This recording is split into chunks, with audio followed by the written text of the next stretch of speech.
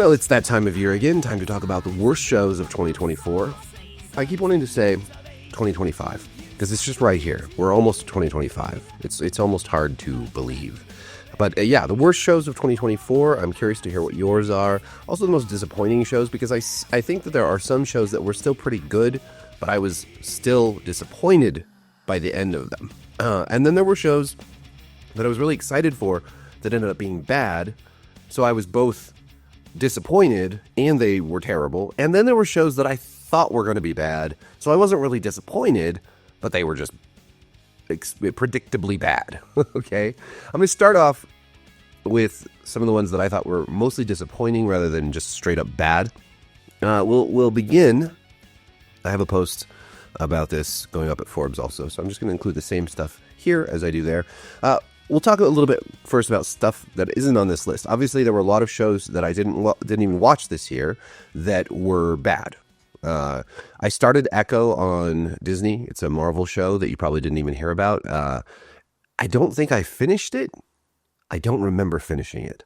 Now, it was either so bad that I have completely blanked on what happened, or I only watched the first couple episodes and stopped. That seems more likely. Then there's stuff like, I heard that the new Doctor Who season was bad, but I don't watch Doctor Who, so I didn't watch it. And even if I had, I wouldn't really have anything to compare it to because I've never watched Doctor Who. The new Time Bandits from Taika Waititi on Apple, I just watched a little tiny bit of that, and I didn't like it, and I didn't like that they got rid of the little people, so I'm not including that here because I didn't watch all of it. Or at least not enough of it to really say. I skipped shows like Cruel Intentions. I heard that Umbrella Academy ended badly, but I watched like 4 episodes of that when it first came out, and I didn't really care for it, so I don't know. So this is just stuff that I've watched. It's not a definitive, exhaustive list of everything that was terrible this year. And I also want to say that there was a lot of really, really good shows this year too, and I will try to make a video about those as well. I don't want to just be negative. Contrary to popular belief, I don't hate everything. In fact, there's a lot of shows this year that I have been extremely positive about. But for now, we're going to stick with the ones that I was disappointed by. We'll start with the disappointing shows. House of the Dragon Season 2. This had a lot of good stuff in it still. There were still a lot of things I liked about House of the Dragon Season 2. But it was a huge downgrade from Season 1. And worse than that, I feel like by the end of Season 2, we were just at the same exact point we were at the end of Season 1, with everybody still preparing to go to war. They really, really spun their wheels this season, and they made a lot of changes from the book, and those changes were often not great. Now, they made changes from the book in Season 1, and I think this is an important point to make. You can make changes, especially in a story like this that's based on a fake history, right? Martin wrote this fake history of Westeros and of the Targaryen dynasty, and they fleshed out a lot of stuff in Season 1, and I think they did a good job, especially with Viserys and his character arc. I think that was really the heart of Season 1. And in Season 2, they made changes that made no sense, like the blood and cheese changes that really sort of neutered that scene, but also by really sticking to this Rhaenyra and Alicent storyline. I think they've made a huge blunder and really changed the nature and tone and really the arc of the story itself in ways that are not great. Anyways, these changes were ultimately disastrous for the season. And then because of the truncated season, which cut off 2 episodes compared to the first one, the story sort of ended. Rather than on a big battle with some resolution and some monumental changes to the story, it just ended with this big lead up to a battle. And that was disappointing. So overall, I feel like everything from just the quality of writing and dialogue to the nature of the story itself really took a hit in Season 2. And that leaves me feeling kind of down about Season 3 and where they're taking all of this. So that's too bad. And really one of the most disappointing shows of the year, even though there were a lot of great moments still in Season 2, and it wasn't bad in the way that some of these other shows in this list are going to be, or were, whatever. Dune Prophecy. This is a tough one because I'm not a huge Dune fanatic, and I just don't think a lot of the adaptations of Dune have been great. Even the Denis Villeneuve movies, I always say his name like that because it's fun. But even his movies, I felt like they were really gorgeous and really, visually and sonically impressive. I didn't love all the casting, and I thought that they were a little on the muted side. And some of the things that you could do with cinema to sort of flesh out the book were not done. And especially in the second film, I feel like there was just some changes that were made that were odd, and then they could have expanded like the final battle in a way that would have really improved that section, because I think that was really rushed in the book. But anyway, so I wasn't like super, super excited for Dune Prophecy, but I still thought, this will be a cool sci-fi show, and it'll give us a new window into this universe. And ultimately, I just felt like it was really boring. I feel like there was just nobody in this show that I really cared about. Desmond Hart's an interesting character, but Travis Fimmel, who plays him, just sort of plays the same character he always plays, the crazy guy with the weird accent. And, you could just take him from Vikings or take him from Raised by Wolves and plop him down in this show, and it's like the same character. And that's just kind of disappointing to me. Ultimately, I felt like I didn't like any of these characters. I didn't care about what happened to them, and was just left feeling like it was drudgery to watch. And that's always disappointing when you're looking forward to a new show, especially an HBO show, a big sci-fi show. Although I guess Dune is as much space opera as it is sci-fi. It's unfortunate. So disappointed there. Presumed Innocent on Apple TV. Now Apple TV has a lot of my favorite shows in it. As it's one of, I think, when it comes to ratio of good to bad shows, Apple TV is like at the top of the pyramid. They're great. And Presumed Innocent started off great. I thought this was a great adaptation of the book, and a worthy follow-up to the Harrison Ford movie. I thought Jake Gyllenhaal did a really good job. So did Peter Sarsgaard. And I liked kind of what they were doing with this show right up until the very, very end of it. And it's amazing how the end of a show can leave such a bad taste in your mouth. I won't spoil it, but the twist at the end of Presumed Innocent was stupid. I remember my daughter and her boyfriend watched this after I did, because I recommended it to them while I was watching it. And I remember asking, they were so excited firing up that final episode. And when I came back in a little bit later and asked them how it was, they both looked kind of just bored, and they were like, it was stupid. Yeah, it was stupid. It was a bad ending, and it really tainted the rest of the show, which was unfortunate because it was a pretty great show. The Boys season 4. This is hovering between worst and most disappointing. I think there was a lot of really good stuff in The Boys season 4. Also, I think the final episode in particular was really, really strong. I'm still looking forward to season 5. But there's a couple things that they did in season 4 that really bugged me. One of these is that they've gotten so political. Now, I know this is a hard critique to make, because people are always like, well, it's a political show. It's a political satire. Yes, it is. It is a satire of our entertainment industry and our infatuation with superheroes. It's a satire of our political system. It's all those things. But what The Boys has sort of turned into over time is more directly commentary specifically on Donald Trump. Now, I'm not a Donald Trump fan, but I don't necessarily enjoy when shows become so on the nose about modern contemporary issues, rather than taking a sort of more timeless approach to political themes and satire. Some to be fair, some do this really well. I think South Park is one of the most on-point satires that there is. South Park takes the issue of the day and turns it into a really hilarious episode time and time again. But they are constantly skewering everybody, whereas The Boys is very clearly politically motivated to skewer Trump, and I just feel like that's weakened the show overall. The second thing they did was the sexual assault scene with Huey. I thought that was extremely horrible. I don't think that it was horrible because it was a sexual assault. I think it was horrible because it was played off like a joke. I do think that sexual assault is overused in a lot of TV shows. Like Outlander has way too many rapes in it. It's such a rapey show that I can't recommend it to people, even though there's a lot of things I like about Outlander. And The Boys is certainly, it's got a lot of disturbing shit. So it's not surprising that there would be a disturbing scene like this. But unlike other previous sexual assaults that we've encountered in this show, which are portrayed as bad, this is played for laughs. And I thought it was pretty egregious. So that really soured me on The Boys, and especially because that wasn't my interpretation of what they were doing. Showrunner Eric Kripke said that it was played for laughs. He thought it was funny. The writers seemed to think this was a very funny scene, and it just wasn't. All right, so moving on. Now, these are my top 5 worst shows of 2024. And a couple of these are also the most disappointing shows, but I'm just listing these as my worst. So at number 5, Daryl Dixon, The Book of Carol. That's the second season of The Walking Dead Daryl Dixon, starring Norman Reedus and Carol McBride, who joins the show in season 2. Season 1, I thought was okay. Like for a Walking Dead show. I'm grading on a curve here, right? The Walking Dead is generally pretty bad.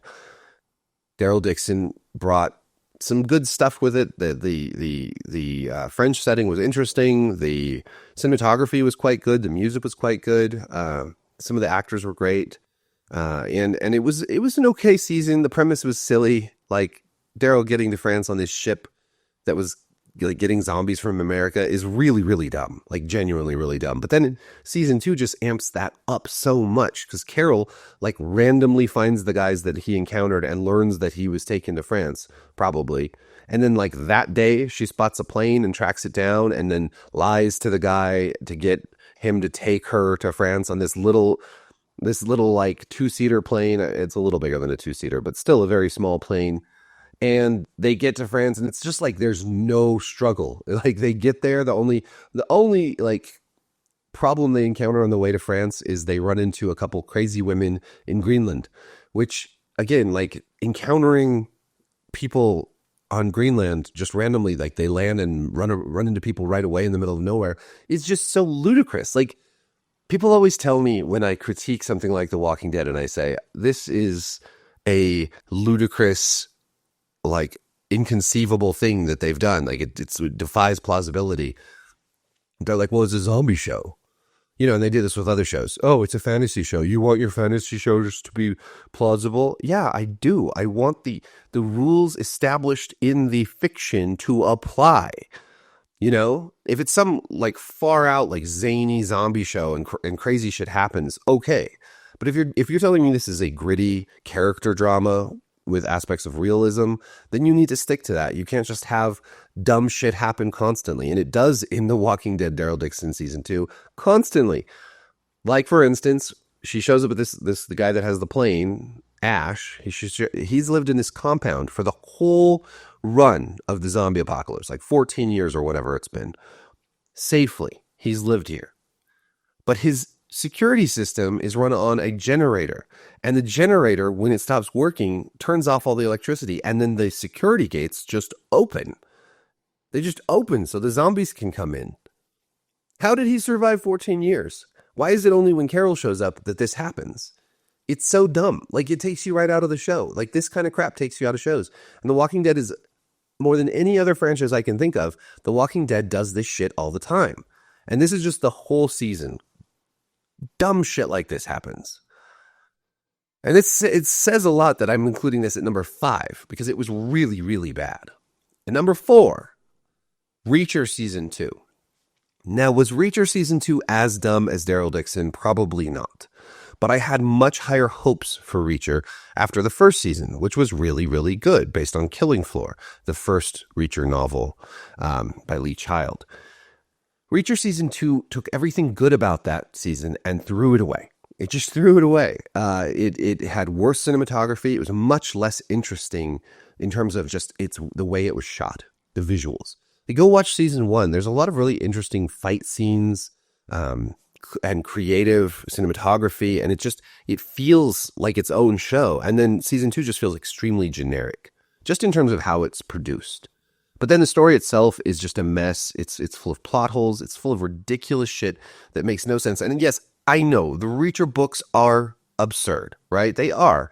But at least they have some sort of like coherency. At least they're consistent. And this season was just all over the place. The plot didn't make sense. There was way too many people in his team. Instead of being like the lone badass that he usually is with a couple helpers maybe that he meets, he had like a whole team of badasses. So now they're all like all of them in the fights together, fights with like 6 good guys against 12 bad guys. And you lose all of that stuff that makes Reacher this powerhouse that you enjoy watching.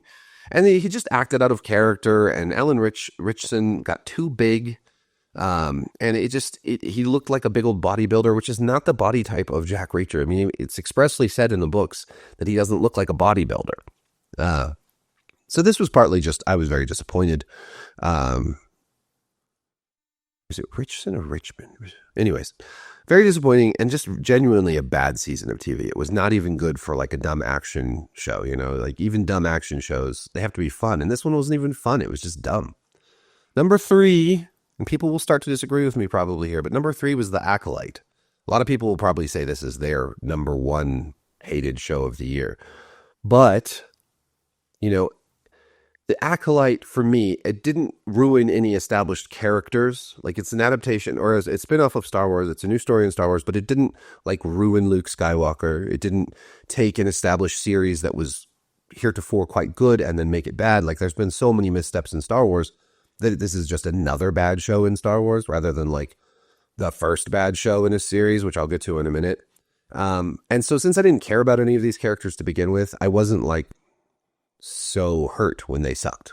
And a lot of the characters did suck, and some of the characters that didn't suck were railroaded and killed. And it was a poorly written show. The dialogue was bad. The plot was really generic. There was a really gimmicky twin plot line that that was just super dumb.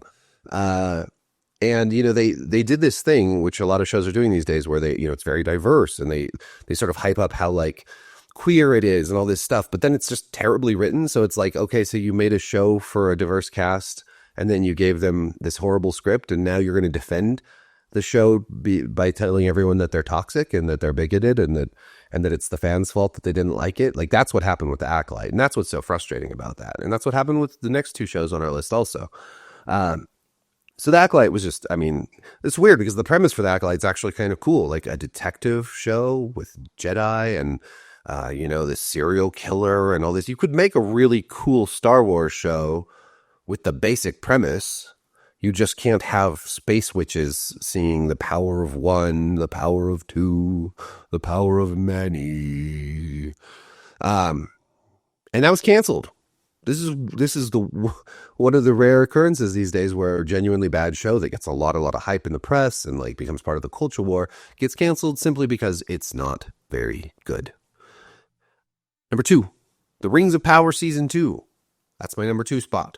I put it here above The Acolyte because I think, I guess because it more directly influences something that I love. It diminishes The Lord of the Rings, which before The Rings of Power hadn't really been totally destroyed to the same degree Star Wars has been by all these crappy movies and stuff. Like, okay, the Hobbit movies weren't great by any means, don't get me wrong, but the first Peter Jackson trilogy was really, really good. I mean, there's problems, it's not perfect, but overall the Lord of the Rings has been, pretty, it's a sacred story, right? And the Rings of Power has done enormous damage to it, and to established characters like Galadriel, who's just awful in this show. Season 2 it's bad for all the same reasons Season 1 was bad, honestly. Like, it's not bad in any real new ways. It's got crappy battles, its characters are flat, its dialogue feels like it was written by AI. It's somehow they managed to do wooden dialogue that's flat and bad and boring, but it's also florid. It's like trying to be Tolkien-esque, but without any of the skill required to actually emulate Tolkien's writing. And then it did stuff like bring in Tom Bombadil, so they just have more characters to ruin. It brought in a new faction of the Hobbits called the the Stewars. We already had the Harfoots, and the Stewars. And again, this is a show that was really, like, marketed around its diversity, and it's much more diverse than the Lord of the Rings movies, and there's a lot more female characters and minorities and all that. But again, you're giving such shitty scripts to these women and minorities.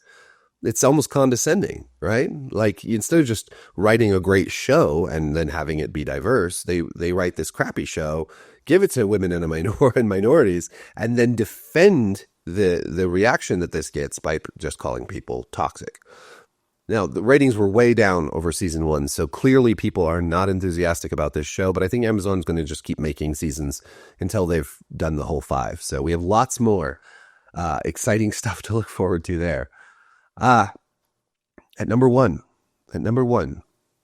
I am giving this to True Detective Night Country, which out of all of these shows was probably the one that was given the most like premium TV reaction or plaudits, but it was, the press loved this show, right? Media critics, TV critics loved this show. It was nominated 19 times at the Emmys. It was pawned off on us as this big premium TV show, a return of True Detective. You know, True Detective season 1 is widely agreed upon as one of the best shows HBO's given us. It's a wonderful season of TV. It's a masterpiece. I love it. Seasons 2 and 3 were not as good. Season 2 especially was a huge downgrade from season 1. But both those seasons look like fucking masterpieces compared to Night Country. This was a show, again, female leads, a lot of indigenous characters. So it was, again, advertised as like, you know, women-led, diverse, all this stuff. But it was terribly written. Like, it's so bad. If I have to ever hear Jodie Foster say you're asking the wrong fucking questions again, I will lose my shit. Like, they put in all these member berries. They have, you know, references to the Tuttle Corporation, and they have references to Rust Cohle, and they have the guy that they arrest. They don't really arrest him. They just hunt him down and torture him without any like anything in between, because that's apparently how cops operate. He shouts out "time is a flat circle" at one point, just because this was clearly a show that wasn't supposed to be a True Detective show, but then HBO talked to its creator Issa Lopez and was like, "Hey, we're going to make this a True Detective show, and you need to find ways to connect, you know, make that connective tissue between season 1 and season 4, because the fans love Easter eggs. They love references. We live in an era of constant references, and that's what happened. But it wasn't a good mystery. The characters were all very unlikable. The twist at the end, who did the murder, was really silly, and sort of everything about the case was silly. Like, why the girl was killed in the first place, how she was killed, and then they did all this sort of bait and switch shit with making it look like it was gonna be supernatural, but it wasn't.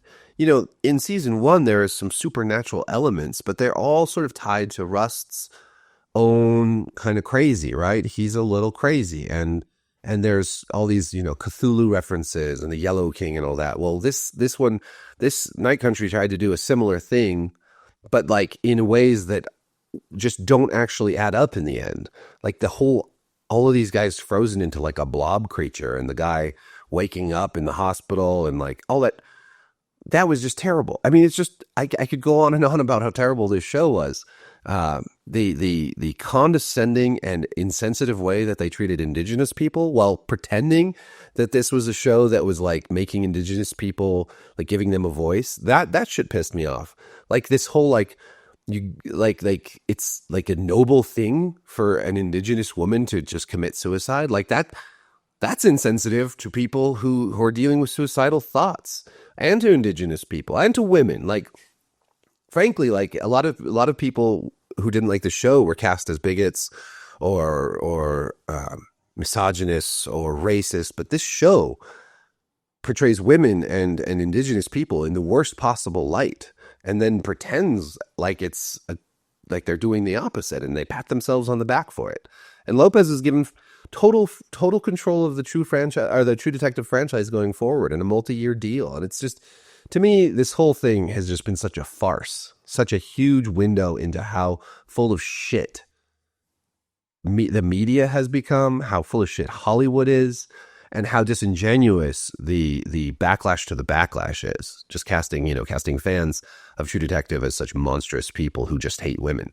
When women have been an important part of this series from the beginning. So, and I think there's lots of great alternatives to, with female detectives like Mare of Easttown or Happy Valley or a number of other shows. Deadlock I thought was both funny and a great mystery. And all of these have female detectives, and they are wonderful. So this whole idea that this was just, again, that the people who didn't like this were just bigoted monsters is so preposterous and so chicken shit. It just drives me crazy. So those are my worst and most disappointing shows of 2024. I'm sure I missed some stuff, and I'm sure you have your own views on these, so please let me know in the comments what your worst and most disappointing shows were. I have to insert here because I totally forgot it. I blanked out on this show. I like scrubbed it from my memory. But The Ones Who Lived, The Walking Dead spinoff, the Rick Grimes Michonne reunion show was awful. I can't say I was disappointed in it because I knew it was going to be awful, because Scott Gimple was in charge of that show and he's a terrible writer.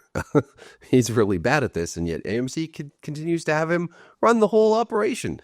The Ones Who Lived, it reunited Rick and Michonne. They easily overcame the CRM, this huge military organization that has been the sort of overarching, like, mysterious threat behind the Walking Dead for such a long time. And then they reunited in one of the most awkward scenes ever filmed with their children. So that was a terrible show, and one that I clearly wanted to forget and erase from my memory altogether. I guess it was a while ago also, and I didn't spend as much time with it as some of these other ones, but we'll put that at number 6. Number 6. Because The Walking Dead, Daryl Dixon maybe wasn't as bad, but it had potential from season 1, and then it squandered that potential with its second season. So that makes it worse. Because The Ones Who Lived never had potential. It was always going to be bad. And it is disappointing that Rick and Michonne didn't get a proper reunion, and that they didn't reunite with any of the other characters it was so weird not to have them meet up with any of the other characters at the end, which should have been this big reunion. It should have been the end of the whole Walking Dead franchise, Rick coming back, if they were going to play it like that. I mean, I don't think it's a good idea. They should have just killed Rick off, honestly, instead of having him disappear for years. But they are, it's pretty much anathema at this point to kill off characters in The Walking Dead. So be sure to like, subscribe, hit the notification bell, and have a very, very Merry Christmas. Thank you for watching. Peace.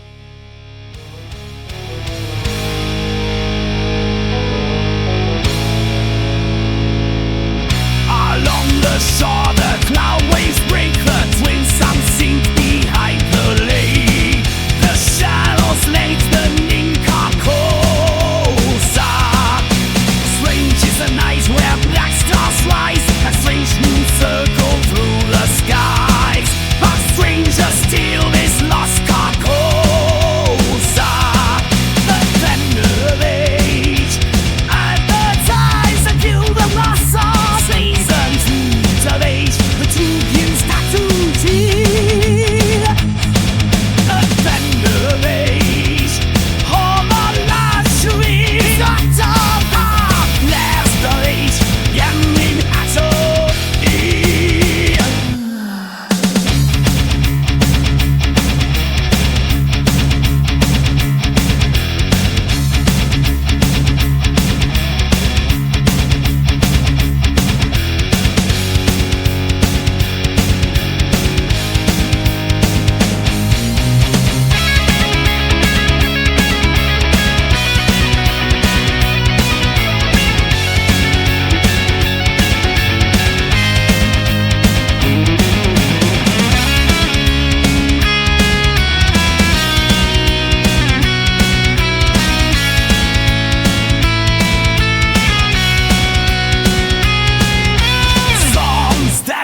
I shall sing, we have left the daughters of the king.